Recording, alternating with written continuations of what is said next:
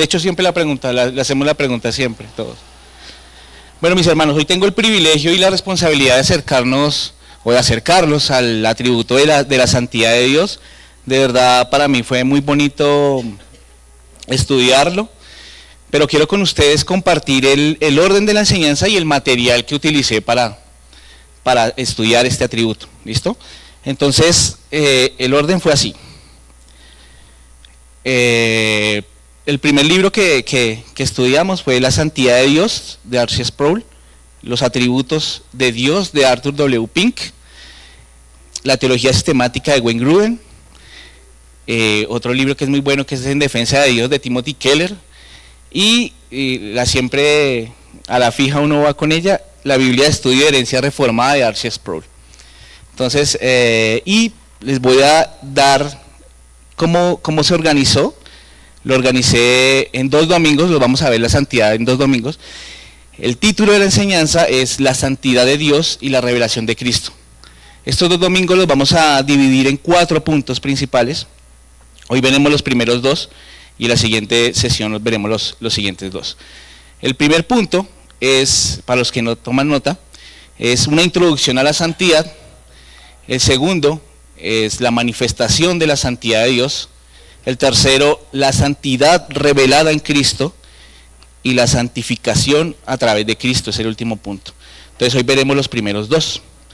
Y pues la primera sesión, la idea es que toquemos la parte teórica de este atributo, y ya la segunda enseñanza, que será el siguiente domingo, el siguiente de hoy en 15, veamos algunas aplicaciones de esta doctrina hacia la vida del creyente.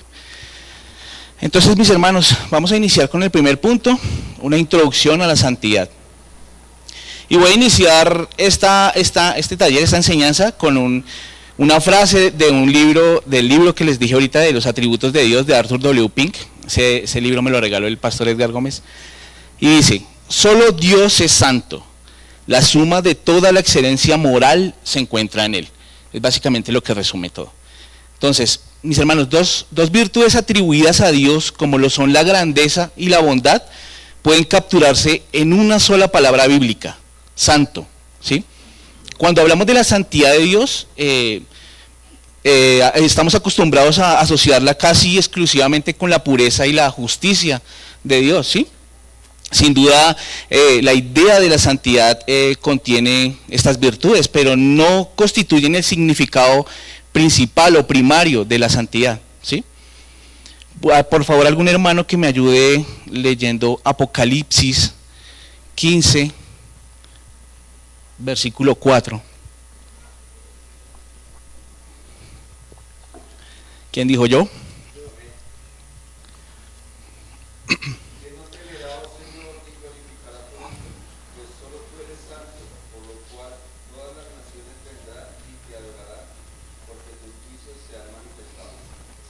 Ok, listo, gracias mi hermano.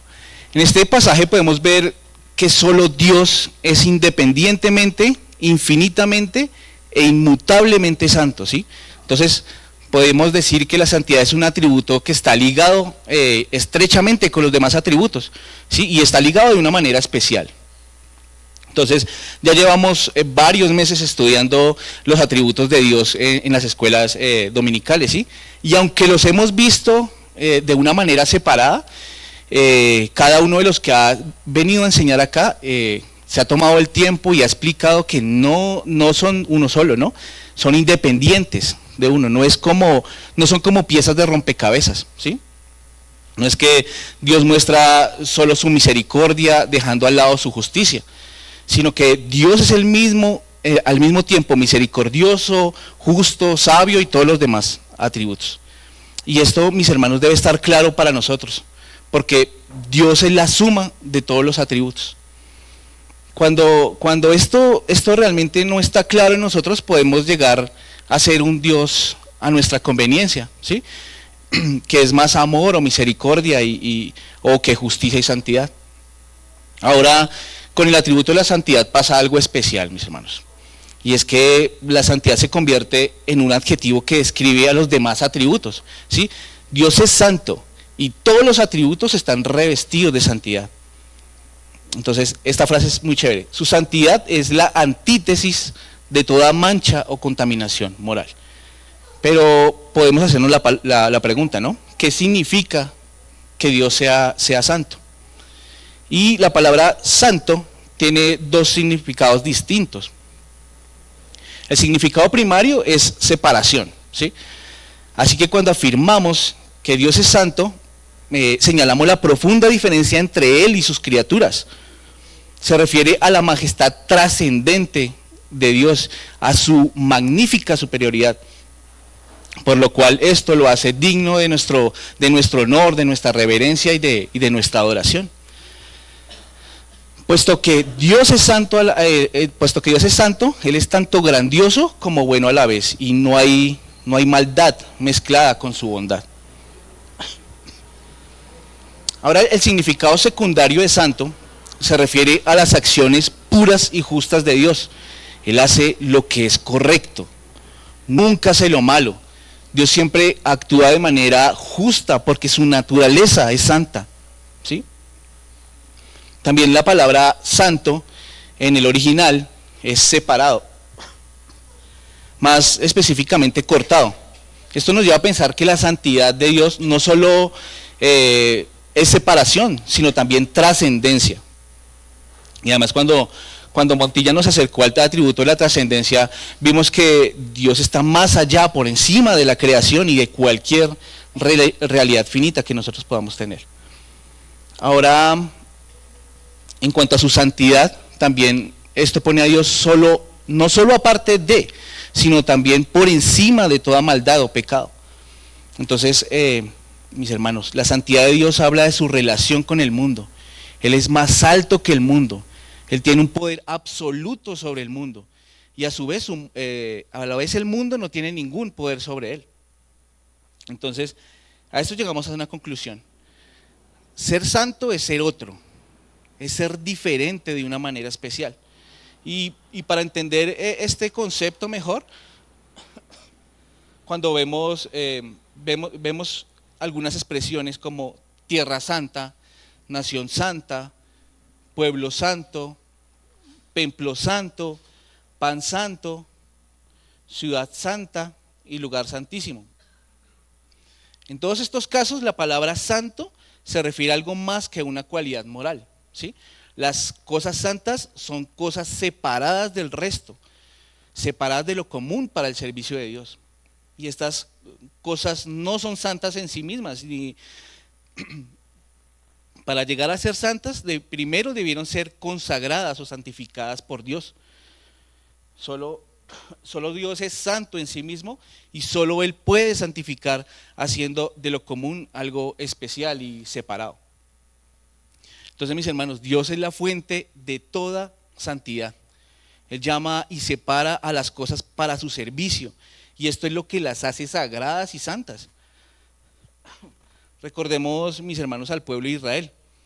La palabra dice que fueron escogidos para ser un pueblo santo. ¿Algún hermano que me ayude leyendo Deuteronomio 7, el versículo 6 al 7, por favor?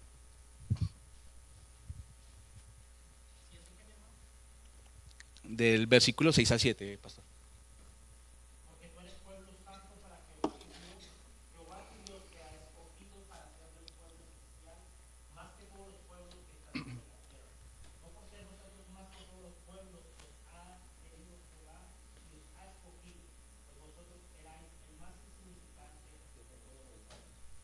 Listo, gracias, mi hermano. Bueno, este pasaje es un ejemplo claro de que no se puede ser santo por alguna cualidad innata. Si este pueblo no tenía esa cualidad, sino que llega a ser santo por la elección de Dios, que Él sí es santo. Otro aspecto, mis hermanos, que debemos tener en cuenta al estudiar ese atributo es que normalmente estamos acostumbrados a confundir la santidad con la pureza. La santidad incluye pureza, pero es mucho más que eso. Es pureza y trascendencia, ¿sí? Dios es infinitamente puro, pero a su vez es infinitamente superior y está separado de todo lo creado. Y ya habíamos visto ese término separado. Otro problema que existe cuando hablamos que Dios es santo es que caemos en el error de hablar de este atributo como separado de los demás. Hablamos de Dios como misericordioso, amoroso, justo, omnipotente, y queremos agregar santo a esta lista de cualidades. Pero cuando hablamos de la palabra santo, no estamos hablando de un atributo más. Dios es santo en su sentido general. Santo es todo lo que Dios es. Entonces podemos hablar de su santo amor, su santa justicia, su santa sabiduría. Así que cuando nos acercamos al conocimiento de Dios en sus atributos, nos damos cuenta de que Dios es otro. Y cuando hablo de otro, hablo de que Él es distinto a nosotros en su gloria, en toda su gloria. Cuando vemos su poder, entendemos nuestra debilidad. Al ver su conocimiento, entendemos nuestra ignorancia. Y al ver su eternidad, nuestra vida luce insignificante. Nos reconocemos diferentes a Él. Entonces, el ser santo en Dios es eso. Es estar separado, más allá de todo. Cuando se nos llama a ser santos, mis hermanos, no significa que hemos de compartir la majestad divina con Dios, sino que debemos apartarnos de nuestra pecaminosidad normal como seres caídos y reflejar su carácter de santo. Entonces, un hermano que me ayude con Habacuc, capítulo 1, versículo 13, por favor. Y si tiene la NBI, mucho mejor.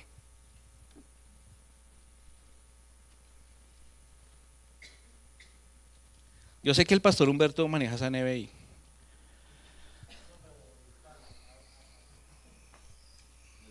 Listo.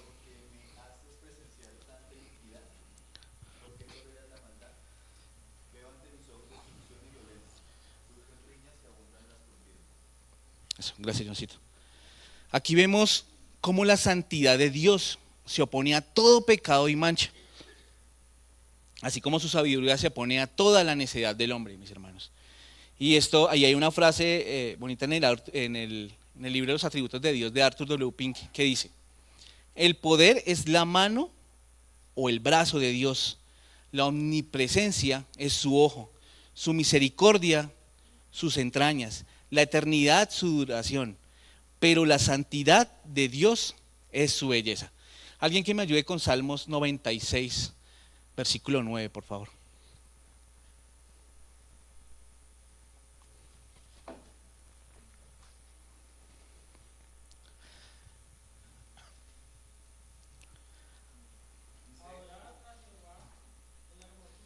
Tranquilos. Gracias.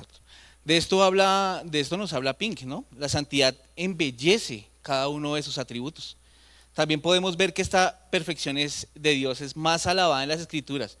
Y alguien que me ayude con Isaías capítulo 6, versículo 3, por favor.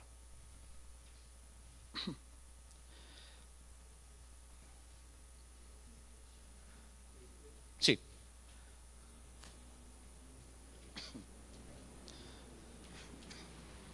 Y el uno al otro daba voces diciendo: Santo, santo, santo es el Señor de los ejércitos, llena está toda la tierra de su gloria. Eso. Bueno, esta es una descripción vívida de la santidad de Dios, donde los serafines proclaman su santidad de manera continua, ¿sí? Ante el trono celestial, los seres angelicales no alababan la bondad de Dios o su poder tanto como su santidad, ¿sí?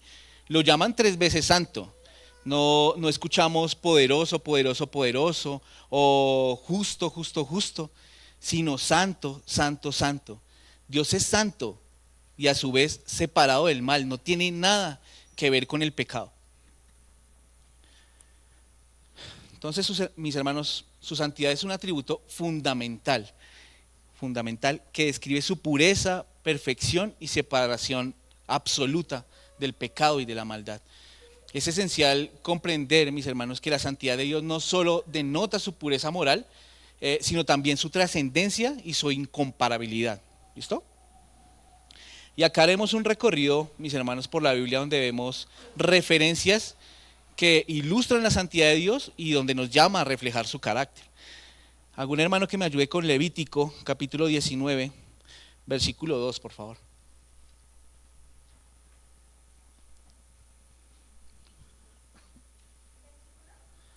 2, por favor. ¿Quién dijo? Habla a toda la congregación de los israelitas y dile, santos serán porque yo, el Señor su Dios, soy santo. Eso, gracias, Leo. Aquí Dios instruye a su pueblo para que sean santos, porque Él mismo es santo. Esto subraya la llamada de Dios para que su pueblo refleje su carácter santo en sus vidas, y verá lo que decíamos anteriormente. Otro hermano que me ayude con Primera de Pedro, capítulo 1, versículos del 15 al 16. Por favor.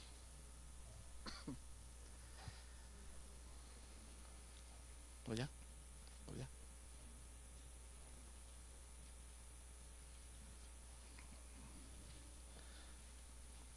¿Quién dijo yo? Sino que así como aquel que los llamó es santo, así también sean ustedes santos en toda su manera de vivir. Exacto. Pedro, ¿esa es Primera de Pedro? Sí. Bueno, Pedro recuerda a los creyentes que los llamaba a la santidad, ¿sí? Basada en la santidad misma de Dios. Esta es una invitación a vivir vidas santas a conformidad con la naturaleza de Dios. Esa es la invitación a nosotros. Otro hermano que me ayude con Apocalipsis, capítulo 4, versículo 8, por favor.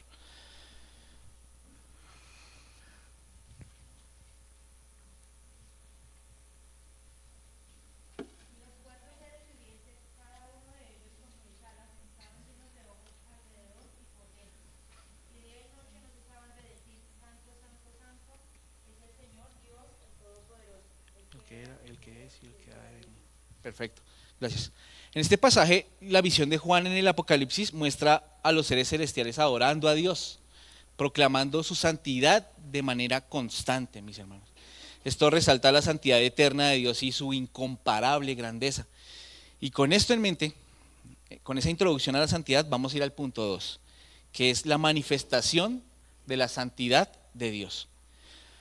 Entonces, mis hermanos, ese es un punto, un subpunto, que es la santidad de Dios se manifiesta en sus obras. ¿Algún hermano que me ayude leyendo Salmos 145, versículo 17, por favor?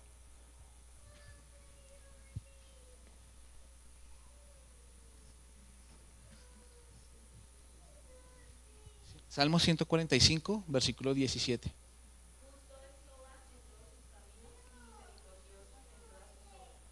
Eso, vale, gracias. Nada más que lo excelente puede proceder de Él. La santidad es la regla de todas sus acciones. Pero también vemos que la santidad de Dios se refleja en su ley, ¿sí? Y esto lo podemos ver en Romanos capítulo 7, versículo 12. ¿Algún hermano que me ayude también con esa? Romanos capítulo 7, versículo 12.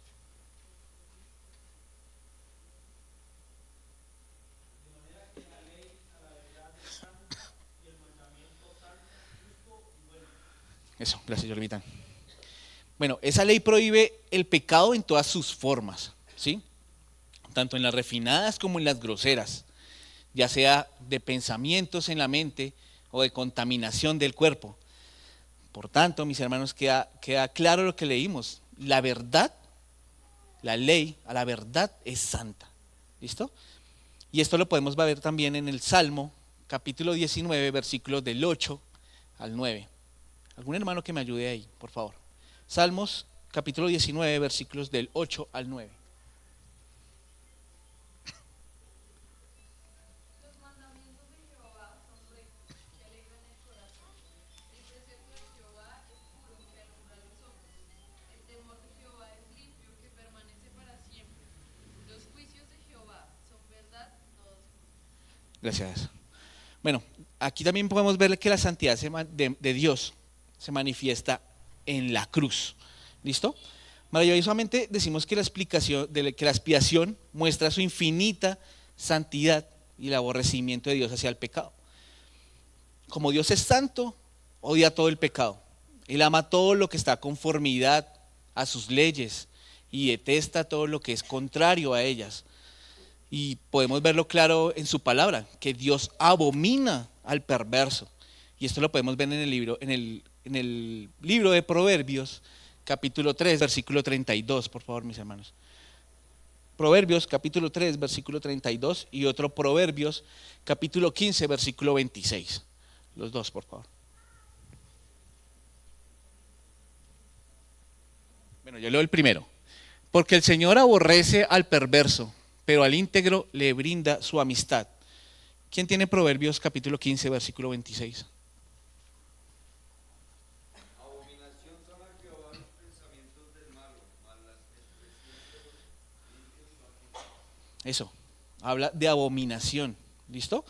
Con esto en mente, con ese texto que leímos, les voy a leer una cita de un clérigo que se llama Stephen Charnock. Entonces, miren lo que dice el hombre. Ni los juicios que se han hecho, ni los que se harán sobre el mundo malvado, ni el horno en llamas de la conciencia de un pecador, ni la sentencia irreversible pronunciada contra los demonios rebeldes, ni los gemidos de las malditas criaturas demuestran con tanta claridad el odio de Dios sobre el pecado, como la ira de Dios que se desató sobre su Hijo.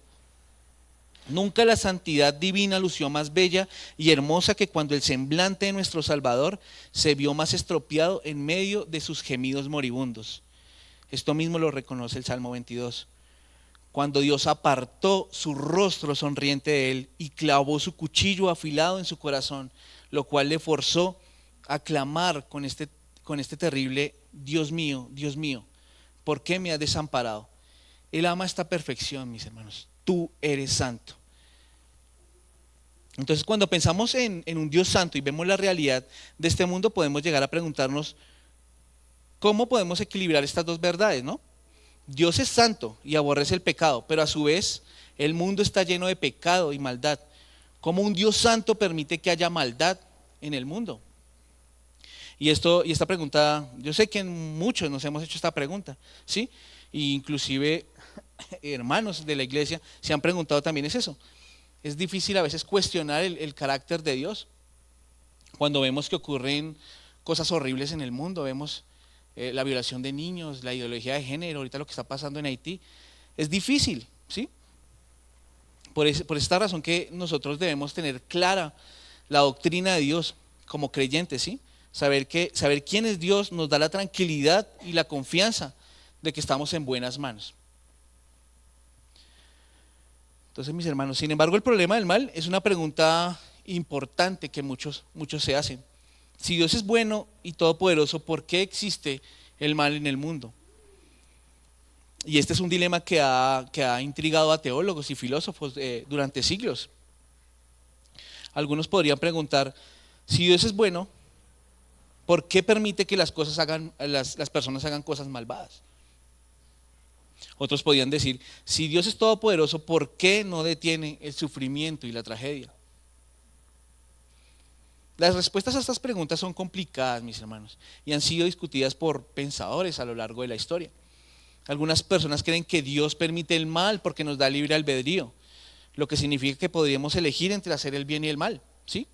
Otros dicen que el mal es parte del plan de Dios y que puede ser utilizado para enseñarnos, que puede enseñar lecciones y fortalecernos. Pero para entender un poco este tema, a la luz de las Escrituras debemos entender que Dios es justo. La justicia es uno de sus atributos y esta es una justicia santa, que es lo que estamos hablando hoy. La santidad de Dios implica que Él es completamente justo y recto en todas sus decisiones. Su justicia se manifiesta en su capacidad para discernir entre el bien y el mal y para actuar en consecuencia. Dios no puede tolerar el pecado ni pasar por alto la injusticia, porque su naturaleza es santa y demanda justicia. Aunque la santidad de Dios lo separa del pecado, su amor perfecto se manifiesta en su disposición a relacionarse con la humanidad, a pesar de nuestro estado pecaminoso. Él se quiere relacionar con nosotros. La idea de que la santidad de Dios implica su separación absoluta del mal es fundamental en la teología cristiana, mis hermanos. La santidad de Dios se refiere a su pureza, perfección y separación total del pecado y el mal. Y esta separación es esencial para comprender la naturaleza misma de Dios como un ser divino y perfecto y diferente a su criatura. Cuando consideramos esta idea de relación con el sufrimiento humano, podemos ver cómo influye en la comprensión del mismo, ¿sí? la santidad de Dios implica que Él no puede estar asociado de ninguna manera con el mal. Como resultado, cualquier forma de sufrimiento o mal en el mundo no puede ser atribuido directamente a Dios. Y mis hermanos, esta perspectiva enfatiza la soberanía de Dios sobre todas las cosas, pero también establece una clara distinción entre su naturaleza santa y cualquier forma del mal. Dios es soberano, mis hermanos, y ha empleado en su decreto todas las cosas desde el principio. Toda la historia se desarrolla según su voluntad decretiva.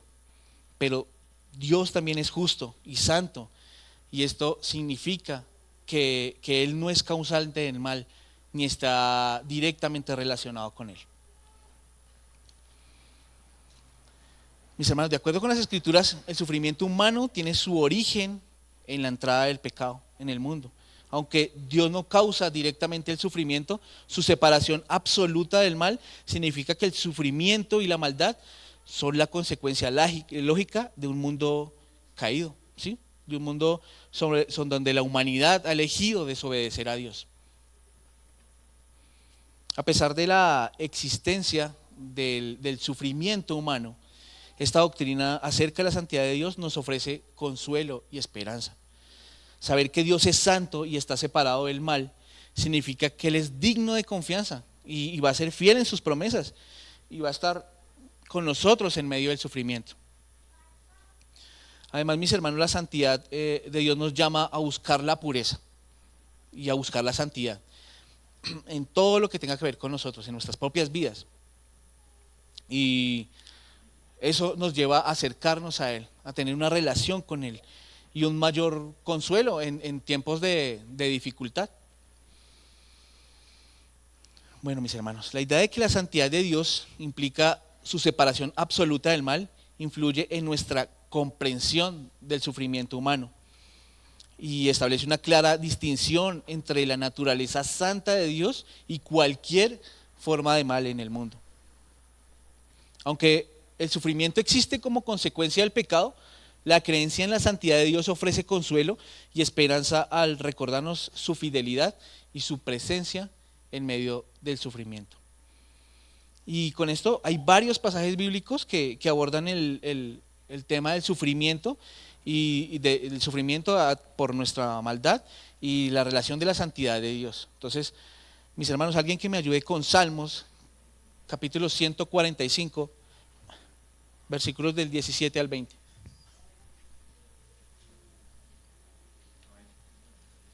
Justo es el Señor en todos sus caminos y bondadoso en todos sus hechos.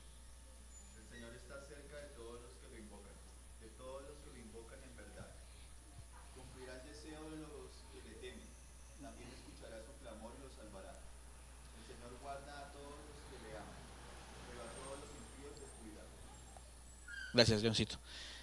Isaías, capítulo 5, capítulo 6, versículo 3, dice: y proclamaban unos a otros: Santo, santo, santo es el Señor Todopoderoso, toda la tierra está llena de su gloria.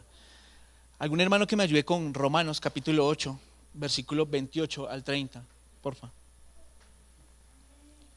Hay varios, bueno, Romanos 8 del 28 al 30, Primera de Pedro, capítulo 1 del versículo 15 al 16, Job, capítulo 1 del versículo 21, Salmos 34, 18. Y estamos hablando de textos que relacionan la maldad del hombre con la santidad de Dios. ¿Su merced tiene Romanos? Ah, bueno, sí, mi hermano, por favor. Sabemos que para los que aman a Dios, todas las cosas cooperan para bien. Esto es, para los que son llamados conforme a sus propósitos. Porque a los que de antemano conoció, también los predestinó a ser hechos conforme a la imagen de su Hijo, para que Él sea primogénito entre muchos hermanos. A los que predestinó, a esos también llamó. A los que llamó, a esos también justificó. A los que justificó, a esos también glorificó. Vale, gracias, Guitar. Primera de Pedro, capítulo 1, versículo 15 al 16. ¿Quién lo tiene, mi hermano? ¿Dieguito? Ah, bueno, Job 1, 21. Yo tengo primera de Pedro Listo. 1, 15 y 16. Sí, por favor. Sino que así como aquel que los llamó es sabio, así también sean ustedes sabios en toda su manera de vivir.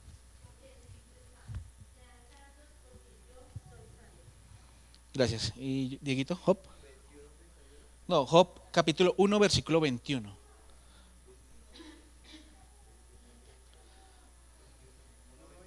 Sí. Desnudo salí del vientre de mi madre y desnudo volveré allá. El Señor dio y el Señor quitó. Bendito sea. Sea el nombre del Señor. Amén, amén. Salmos capítulo 34, versículo 18, por favor. Cercano está Jehová a los quebrantados de corazón y salva a los contritos de espíritu. Vale, gracias, Amy. Bueno, estos pasajes muestran cómo la santidad de Dios está vinculada al sufrimiento humano de varias maneras, ¿sí? Y revelan que Dios es justo y bondadoso en todos sus caminos, como le decía Salmos 145, del 17 al 20. Que su santidad es la base para llamarnos a ser santos en nuestras vidas, como lo leían en 1 de Pedro 15, 16. Y que está cerca de los que sufren y rescata a los afligidos, como lo acabo de leer, Salmos 34, 18. Además muestran cómo a pesar del sufrimiento podemos confiar en que Dios obra todas las cosas para nuestro bien y para todos los que aman, como decíamos, como leíamos en Romanos 8:28. E incluso entendemos su propósito, como lo leía Dieguito en Job 1:21. Entonces, mis hermanos, la comprensión de la santidad de Dios puede tener un impacto en nuestras vidas cotidianas, ¿sí? Y en nuestra relación con Dios. Aquí hay algunas formas, saqué 5 formas en las que esto puede influir en nosotros, la comprensión de este atributo de la santidad de Dios. El primero es mayor reverencia y adoración. Al comprender la santidad de Dios, desarrollamos un profundo respeto y una reverencia por su naturaleza perfecta y santa, ¿sí? Esto puede llevarnos a adorarlo más plenamente y a vivir nuestras vidas en una actitud de reverencia y temor santo hacia Él. Una mayor conciencia del pecado, es la segunda. Reconocer la santidad de Dios nos lleva a ser más conscientes de nuestro pecado y entender nuestra necesidad de arrepentimiento y perdón, ¿sí? Nos ayuda a reconocer que el pecado es una ofensa contra un Dios santo y nos impulsa a buscar la pureza y la santidad en nuestras vidas. Tercero es confiar en la soberanía de Dios. Al comprender que Dios es soberano sobre todas las cosas y que su santidad está por encima de todo mal, podemos confiar en que Él tiene un plan y un propósito, incluso en medio del sufrimiento y la injusticia, a veces cuando no lo entendemos. Esto nos da esperanza y nos permite descansar en su cuidado y provisión, incluso cuando las circunstancias son más oscuras. El cuarto es buscar consuelo en la bondad de Dios. Aunque el sufrimiento y la injusticia pueden ser difíciles de entender, podemos encontrar consuelo en la bondad de Dios. Sabemos que Él es bueno y que nos ama profundamente. Y podemos confiar en que Él está trabajando en todas las cosas y para nuestro bien, incluso cuando no entendemos sus caminos ni sus propósitos. Quinta y última es vivir en obediencia y fidelidad. Una comprensión de la santidad de Dios nos motiva a vivir vidas de obediencia y fidelidad a Él. Buscamos reflejar su carácter santo en todas nuestras acciones y decisiones. Y nos esforzamos para que nuestras vidas glorifiquen y honren al Señor. Entonces, mis hermanos, la comprensión de la santidad de Dios puede transformar nuestras vidas a llevarnos a una mayor reverencia a Dios y una mayor conciencia del pecado, una confianza en la soberanía y la bondad de Dios y una vida de obediencia y fidelidad a Él. Entonces, mis hermanos, les animamos que confíen en la soberanía y la bondad de nuestro Dios, incluso en medio del sufrimiento y la injusticia, que Él está en control porque su amor hacia nosotros Él nunca fallará, Él lo ha dicho.